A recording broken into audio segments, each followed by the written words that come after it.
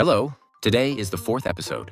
What I will talk about today, continuing from last time, is the last third story among the 3 reasons why I was able to study in the United States and successfully complete my degree. So far, I have told you 2 things. The first was, go on the narrow path. The second was, become a human being.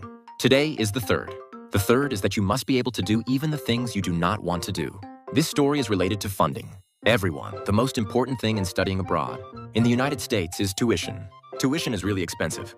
In my case, I completed my master's and PhD at a public university in the United States. Public universities are relatively cheaper than private universities. But even so, the school I attended had tuition of about $13,000 per semester.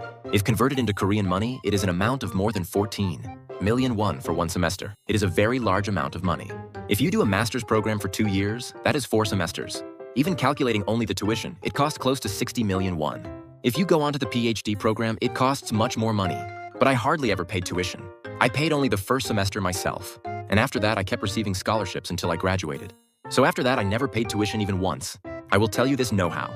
To tell you the conclusion first, in most cases, where you can study abroad while having your tuition waived like this, it is in graduate schools in science and engineering. Fields like science, engineering, and mathematics. In undergraduate programs, there are almost no scholarships for foreigners. So tuition waiver is difficult. But graduate schools in science and engineering are different. Graduate schools in science and engineering have a system called funding. Funding is a structure in which the government or companies give research money to professors.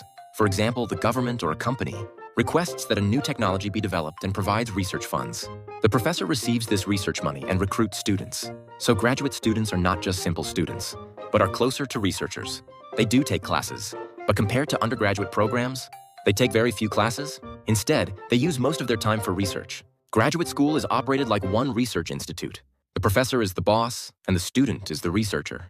The student chooses an academic advisor and carries out that professor's research project, and then takes the classes needed to carry out that project. It is not like undergraduate school where you freely take classes, but you must choose only the subjects needed for the research. Even at this time, the approval of the academic advisor is necessary. The professor pays the student's tuition from the research fund. This is called a tuition waiver. Also, the student receives a salary. This salary is called a stipend. Receiving both a tuition waiver and a salary together is called full funding. So in graduate schools in science and engineering, a structure is created where you can study even if you do not have money. In my case, during the master's program, tuition was waived, and I received a salary of about 900,000 won to 1 million won per month. In the PhD program, I received about twice that amount.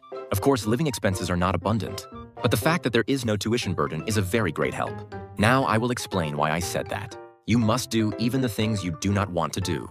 Originally, I majored in mechanical engineering, and I wanted to become an engineer who makes software that designs machines. So I also applied for my master's in that field, and I was accepted too. But when I actually went to the school and visited the professor, I was told that the research funding had been cut off, so they could not accept students. It was a situation where all my plans suddenly collapsed. I had already paid the tuition for the first semester, but from the second semester I had no money to pay. So it was a situation where I had to return to Korea. At that time, with a desperate heart, I contacted every professor.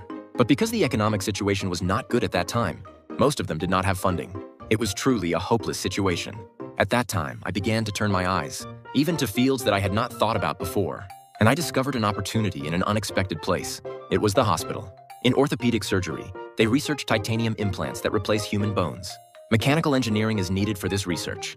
The doctor is in charge of the surgery, and the mechanical engineering student designs the implant. But mechanical engineering students usually think only about the automobile or aircraft fields, so they do not know these opportunities well. So I went to the professor in orthopedic surgery and started research. As a result, although I belonged to the mechanical engineering department, I received funding from orthopedic surgery in the medical school, and that place was very financially stable. So I was able to study without worry until graduation. Tuition was fully waived, and I also received a salary. More importantly, I was able to do the research that I wanted to do. Only the object changed from automobiles to artificial joints, but the essence of researching software that designs machines was the same. In the end, I achieved what I wanted in a different way. So the message I want to give you is this: in order to succeed or achieve your goal, you must also do the things you do not want to do. At first, it may be an opportunity that seems completely unrelated, but if you throw away fixed ideas and try it, you may meet a bigger opportunity there. The moment you connect 2 points that seem impossible to connect, that opportunity becomes your own. That is all for today. If this helped you, please subscribe and like. Thank you.